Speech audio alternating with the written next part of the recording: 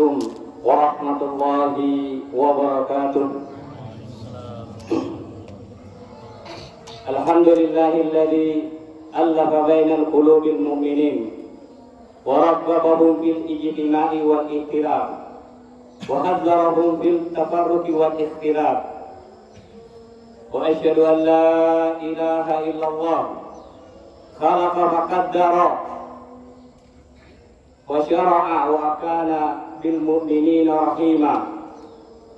وأشهد أن محمدا عبده ورسوله الذي أمر بالتيسير والتبشير وقال يسروا ولا تعسروا بشروا ولا تنافروا.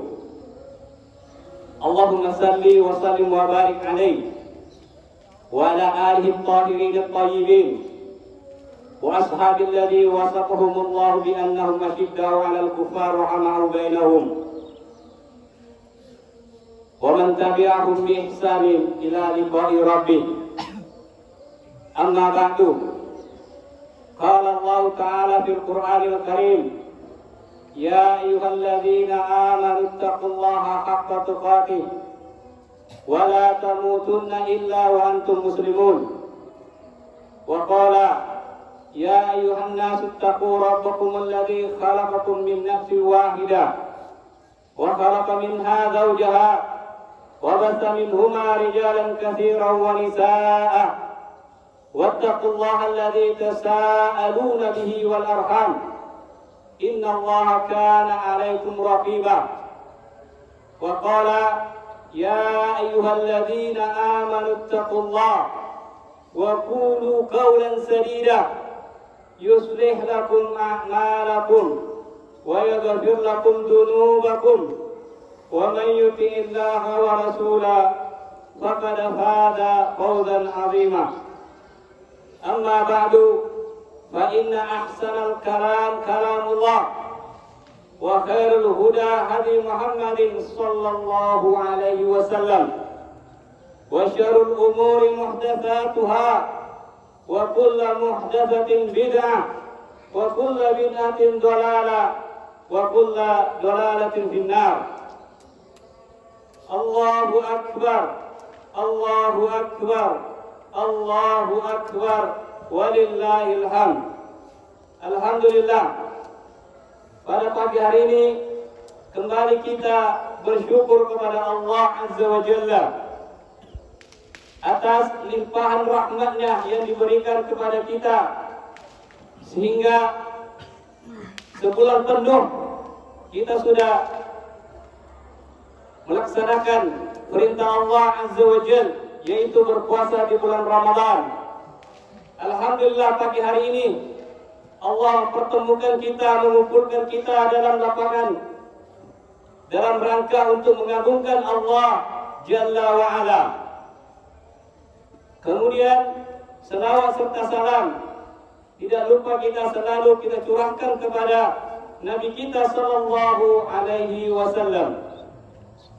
Allahu akbar Allahu akbar Allahu akbar walillahil hamd. Ma'asyiral muslimin wal muslimat rahimani wa rahimakumullah jami'an. Gemuruh takbir membahana, memecah heningnya suasana, menggetarkan bumi, membumbung ke angkasa, didengar para malaikat, disaksikan yang maha kuasa. Kegembiraan hadir, keceriaan di mana-mana, wajah yang berseri setelah letih menghambakan diri sebagai balasan dari Allah Tabaraka wa Ta'ala, penguasa langit dan bumi.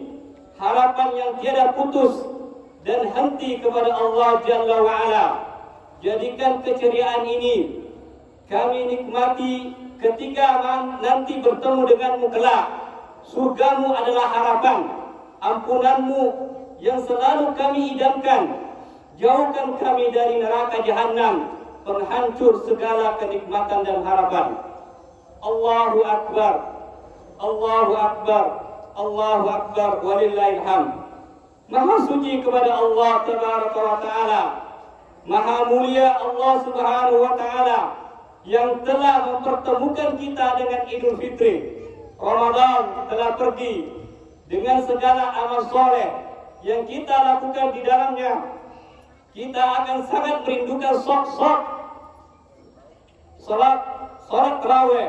Kita akan sangat merindukan melihat kaum muslimin duduk membaca Al-Quran pagi, siang, sore dan malam. Pun kita selalu akan merindukan wajah-wajah yang ceria ketika berbuka bersama dan saling berbagi, serta duduk di majelis ilmu untuk menimba ilmu dari Allah Taala melalui sunnah Nabi Sallallahu Alaihi Wasallam. Ma'asyiral muslimin wal muslimat rahimani wa rahimakumullah. Salah satu tujuan Allah Taala menghadirkan kita di muka bumi ini, menciptakan kita dari tiada menjadi ada, dari suatu yang bukan apa-apa menjadi seorang manusia yang sempurna, adalah untuk diuji. Merupakan hak Allah menguji manusia. Seorang insan tidak boleh berkata, mengapa Allah menguji saya? Karena itu hak Allah Jalla wa'ala, dan kewajiban manusia adalah menjalani ujian tersebut. Terserah mau ikut ujian atau tidak, itu kewajiban kita. Allah Taala berfirman dalam surah Insan, Inna khalaqnal insana min nutfatin amsajin nabtalih faja'alnahu sami'an basira. Sesungguhnya kami menciptakan manusia dari setetes mani yang bercampur mani laki-laki dan perempuan untuk mengujinya. Nabtalih, untuk mengujinya. Faja'alnahu sami'an basira, dan kami berikan dia penglihatan dan pendengaran. Allah berikan kita, ma'asyiral muslimin wal muslimat, alat ilmu, yaitu mendengar dan melihat, supaya kita bisa menjalankan kita untuk diuji. Jadi hak Allah untuk menguji kita semua, kewajiban kita semua untuk menjalani ujian dari Allah Tabaraka wa Ta'ala. Apapun ujian itu, kita tidak bisa memilih, ya Allah, ujilah aku dengan begini dan begitu. Allah Tabaraka wa Ta'ala yang menentukannya. Allahu Akbar, Allahu Akbar, Allahu Akbar, walillahil hamd. Ujian dari Allah Jalla wa'ala itu ada dua macam. Allah Subhanahu wa Ta'ala menjelaskan di dalam Al-Quran Karim surah Al-Anbiya, kullu nafsin za'iqatul maut wa nabluwakum bisyarri wal khairi fitnah wa ilaina turja'un. Sesungguhnya setiap jiwa pasti merasakan mati, dan kami uji kamu dengan keburukan dan kebaikan sebagai cobaan, dan kepada kamilah kamu akan dikembalikan. Ma'asyiral muslimin wal muslimat, di dalam ayat ini Allah Jalla wa'ala menjelaskan bahwa ujian dari Allah cuma ada dua bentuknya, yaitu keburukan dan kebaikan. Dan dua-duanya adalah ujian dari Allah Tabaraka wa Ta'ala. Kita diuji dengan dua hal ini. Para mufassirun menyebutkan, yaitu kadang kita diuji dengan sakit, dan kadang kita diuji dengan sehat. Kadang kita diuji dengan kemiskinan, kadang kita diuji dengan kekayaan, kadang kita diuji dengan kesempitan, dan kadang-kadang juga kita diuji dengan kelapangan. Dan dua-duanya adalah ujian dari Allah Tabaraka wa Ta'ala.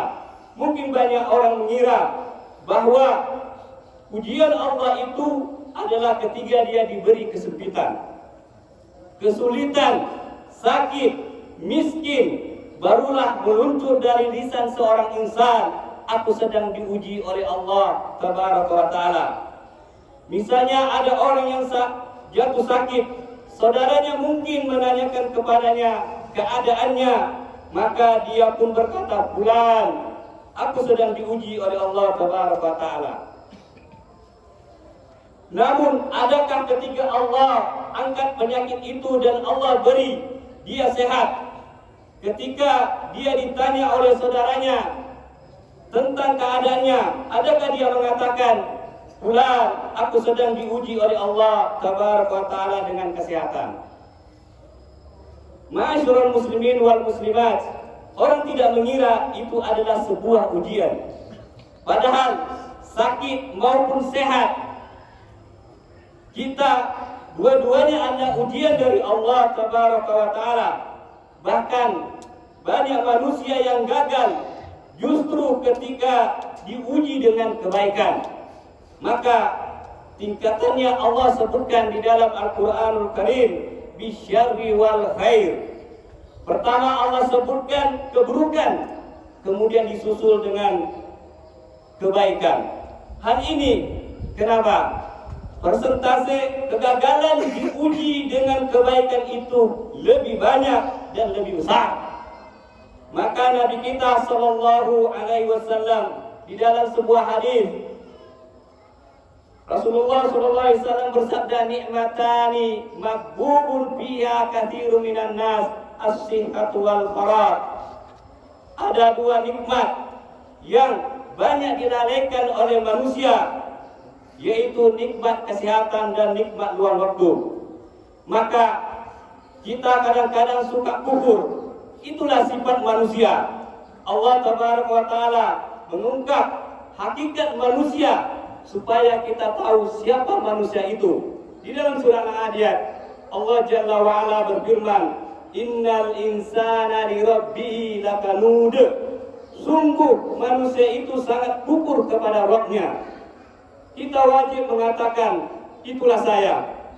Kadang-kadang kita menjadi orang yang sudah mensyukuri nikmat Allah, padahal semua infak, sedekah, zakat, harta yang kita keluarkan itu belum ada apa-apanya dibandingkan kekufuran kita terhadap dengan nikmat Allah Tabaraka wa Ta'ala.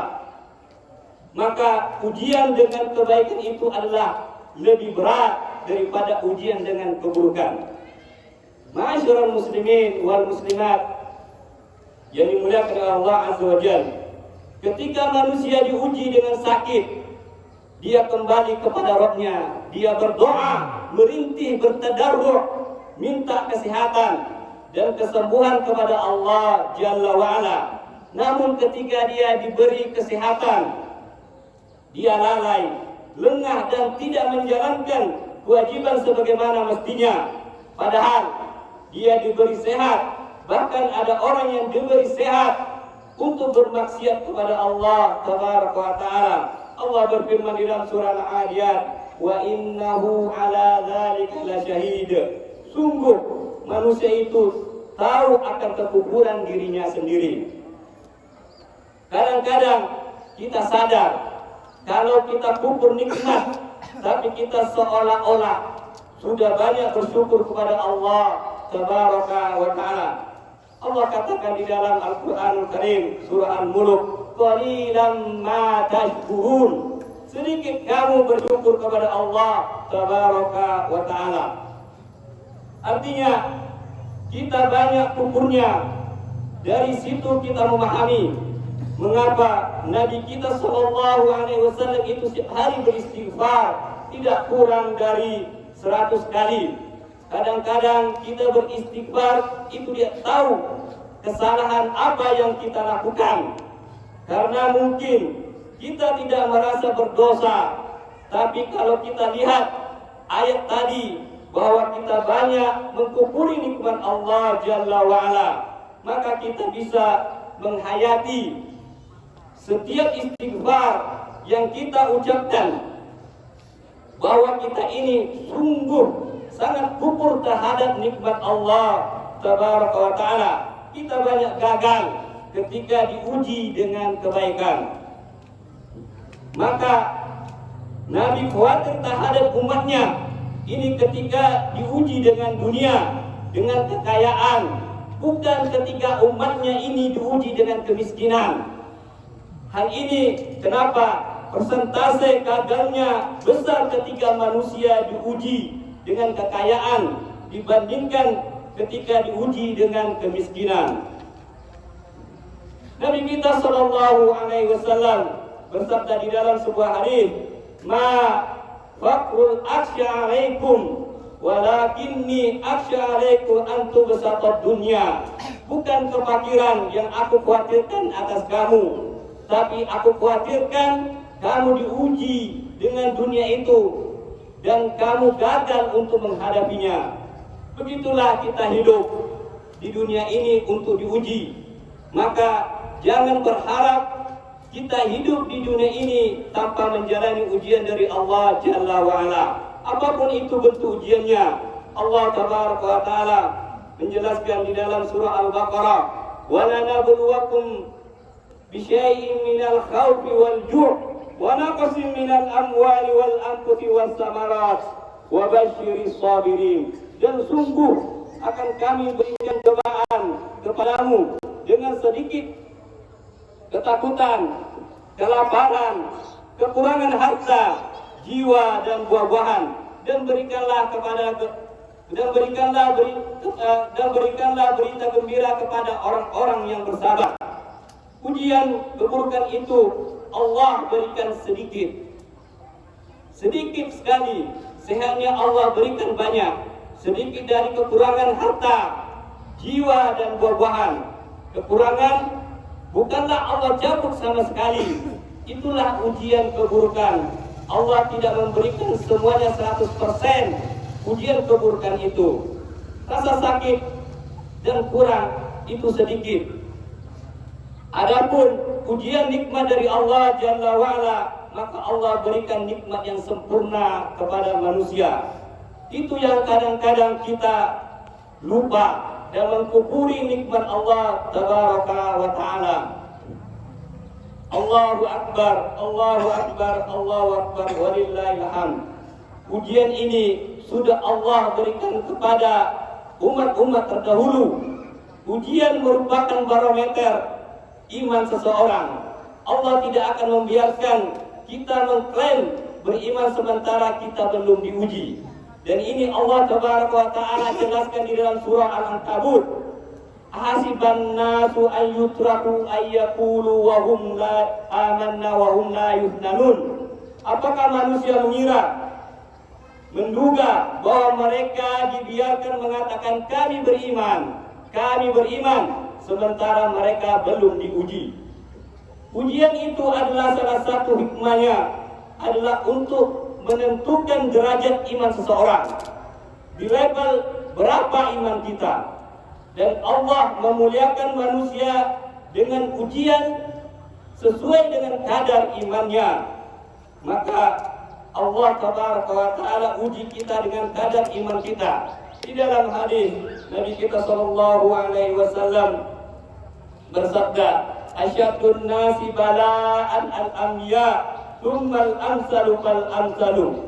Orang yang paling keras, berat ujiannya itu para nabi, kemudian yang di bawah mereka dan seterusnya. Kita baca cerita Nabi Ayyub alaihissalam, bagaimana Allah Tabaraka wa Ta'ala menguji beliau setelah Allah Tabaraka wa Ta'ala berikan kenikmatan yang sempurna kepada Nabi Ayyub alaihissalam. Semua beraneka ragam Allah berikan kepada dia selama 70 tahun. Allah Tabaraka wa Ta'ala berikan kenikmatan kepada Nabi Ayyub alaihissalam. Kemudian Allah cabut itu semuanya. Bahkan Allah matikan keluarganya, Allah wafatkan anak-anaknya. Kemudian dia menjalani ujian itu, disebutkan oleh ulama sampai ada yang 3 tahun dia menjalani ujian, ada yang mengatakan 8 tahun, ada yang mengatakan 18 tahun. Ya. Ini ya, ujian yang diberikan oleh Allah Taala kepada Nabi Ayub, dan Nabi Ayub ya, bersabar. Nabi Ayub bersabar menjalani ujian ini sampai-sampai istri Nabi Ayub mengeluh. Disitulah Nabi Ayub alaihissalam mengangkat tangannya, berdoa kepada Allah agar Allah menurunkan kesembuhan kepada dia.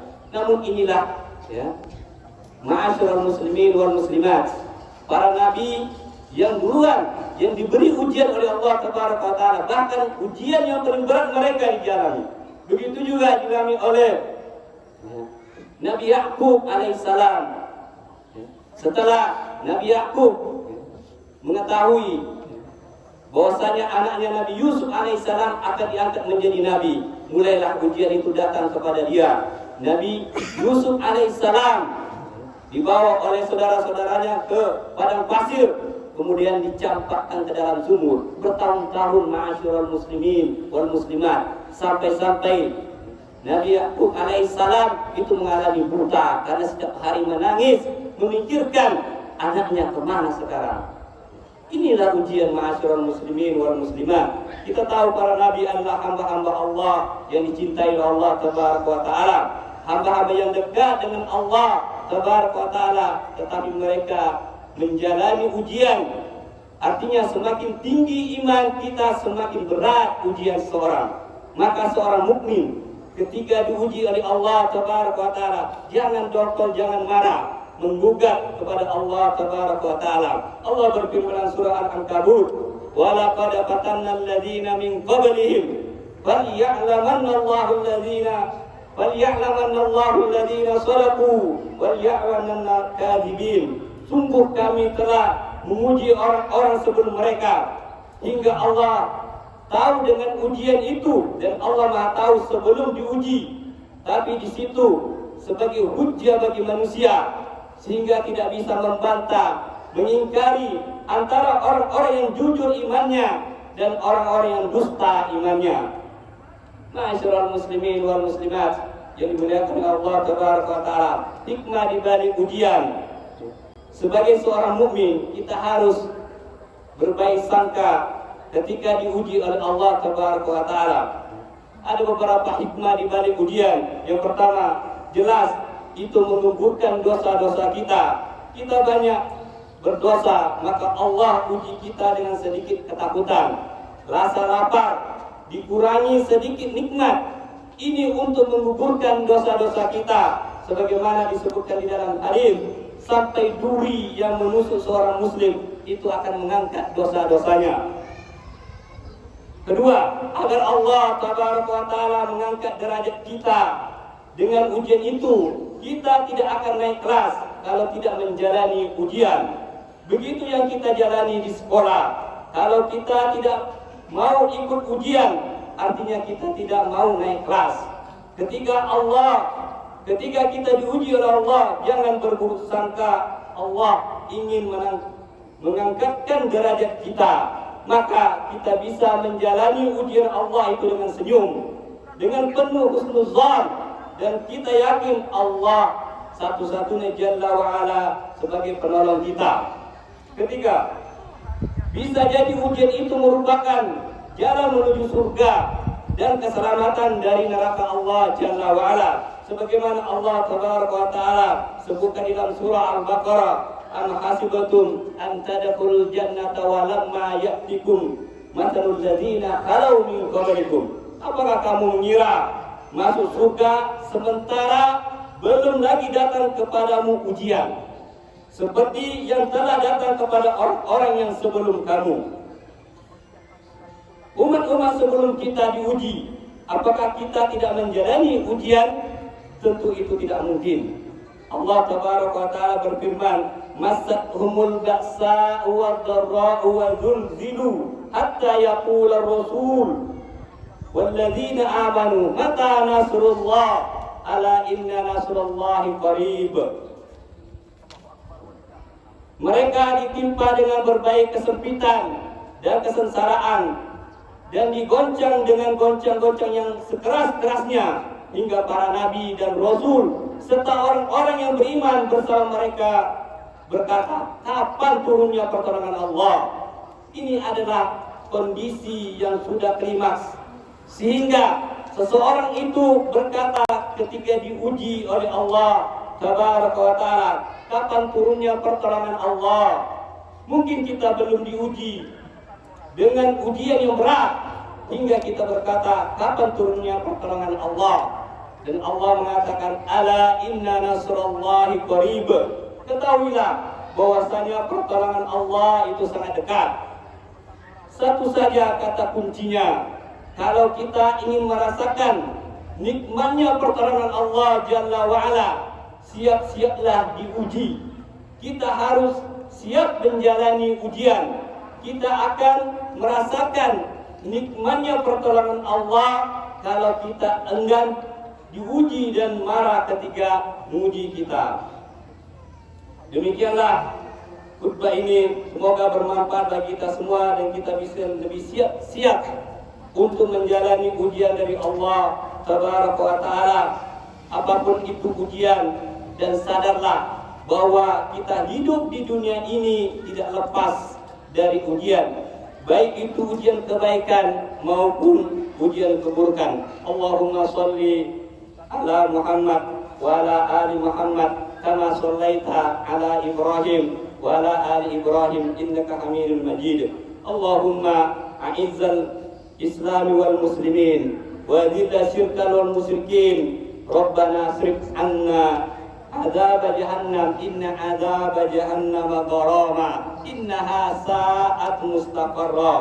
Rabbana ighfir lana wa li ikhwanina alladhina sabaquna bil iman wa la taj'al fi qulubina ghillan lil ladzina amanu rabbana innaka ra'ufur rahim. Allahumma inna na'udzu bika min ilmin la yanfa' wa min qalbin la yakhsha wa min nafsin la tasba' wa min da'watin la yustajabu biha. Wa akhiru da'wana anil hamdalillah taqabbalallahu minna wa minkum wa salihul a'mal. Wa akhiru da'wana alhamdulillah. Wassalamu alaikum warahmatullahi wabarakatuh.